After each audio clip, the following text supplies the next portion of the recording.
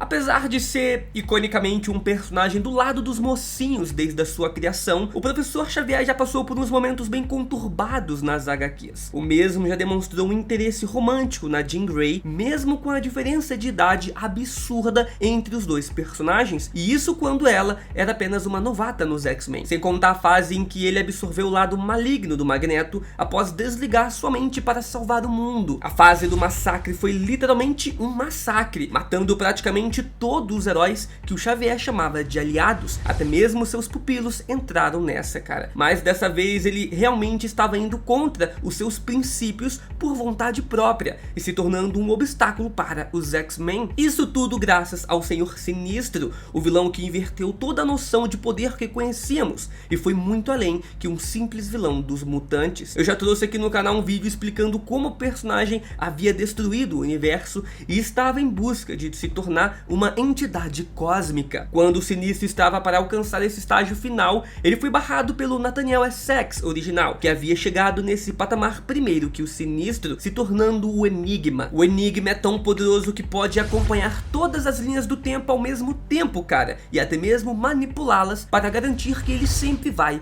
existir. Isso obrigou o Professor Xavier e os seus aliados a se esconderem fora do próprio espaço-tempo para ficarem distantes da sua visão, e conseguiram detê-lo. Mas nada adiantou e o Professor Xavier começou a perder as esperanças de sucesso. Ele até mesmo voltou a se unir com o Senhor Sinistro, que é o motivo de toda essa bagunça, e voltou no tempo para matar a Moira. Isso porque a Moira também é uma aliada do Enigma. Ela está querendo ficar do lado que ela considera o vencedor. Eu não sei se todo mundo aqui se lembra, mas a Moira tem o poder de voltar no início da sua vida cada vez que ela morre, dando reset no universo no processo. Ela fez isso algumas vezes e em todas os mutantes perderam para as máquinas. Então dessa vez ela se aliou às próprias máquinas. Ou seja, ela tá do lado das pessoas que constroem os robôs sentinelas e que tem o Nimrod, a maior arma mutante que já existiu. Sabendo disso, Xavier retorna ao dia que ela está para despertar os seus poderes para matá-la, já que sem os seus poderes, o reinício do universo seria cancelado. Mas ele foi impedido por uma quimera feita pelo Senhor Sinistro e pela Rachel Summers, acabando com o único plano que realmente daria certo na cabeça do Xavier. A partir daí ele foi para o extremismo completo e atirou pelas costas da Rachel Summers e fugiu. No momento que eu tô gravando esse vídeo, ainda não temos o motivo real dele ter feito isso, mas provavelmente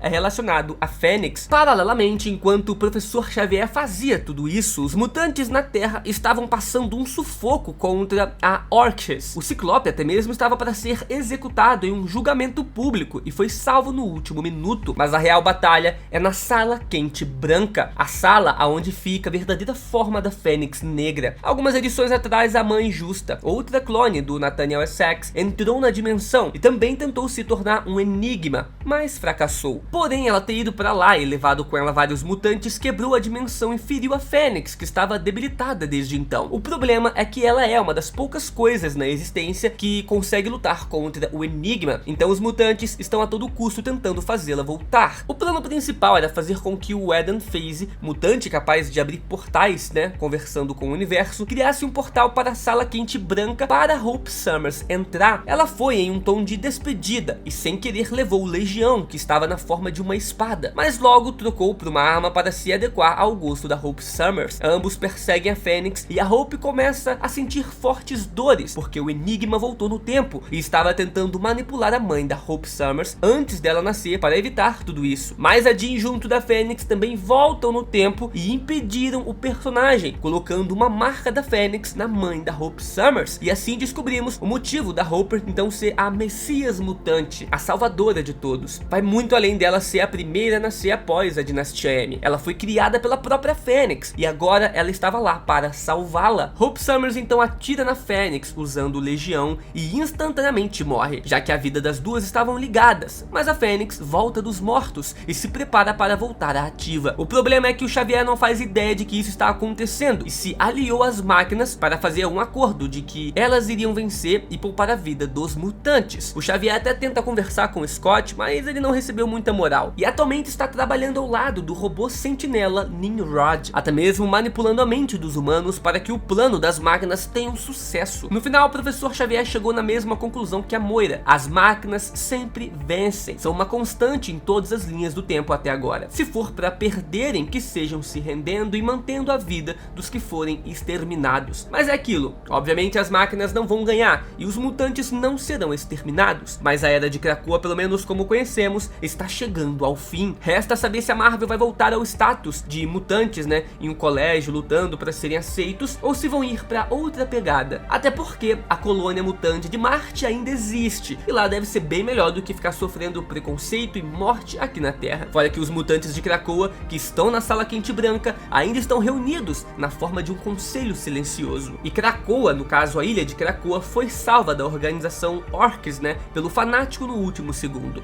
Então é possível que a Marvel não refaça a nação mutante, e algumas falas desse quadrinho até dão a entender isso. Mas obviamente eles têm todo um plano de fundo pronto para fazer com que a fase de Krakoa não tenha sido um ponto fora da curva e que marque o início da luta em igual dos humanos e dos mutantes.